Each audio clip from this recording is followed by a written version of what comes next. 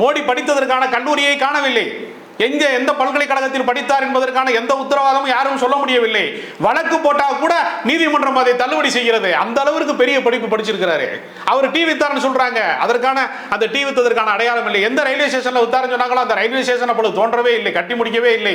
எப்படி எய்ம்ஸ் மருத்துவமனையை கட்டி முடித்து அதை எப்படி மதுரை மக்களுக்கு பிரயோகப்படுத்தி விட்டார்களோ அதே அளவுதான் மோடி படித்திருக்கிறார். அப்ப படித்தவர் ஒருவர் வருகிறார். அந்த அரவிந்த் கெஜ்ரிவால் அவர்கள் வந்து ஒரு சிவில் சர்வீஸ் சம்பந்தப்பட்டவர், ஒரு மிகச்சிறந்த கல்வியாளர், அவர் தொலைநோக்கு பார்வை கொண்டவர்.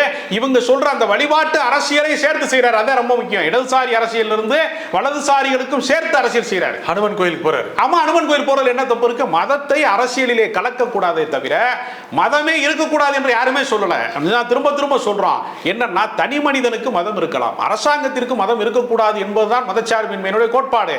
அரவிந்த் கெஜ்ரிவால் ஹனுமன் கோயிலுக்கு போனாலும் சீக்கியர்கள் கோயிலுக்கு போனாலும் அது பிரச்சனை அல்ல.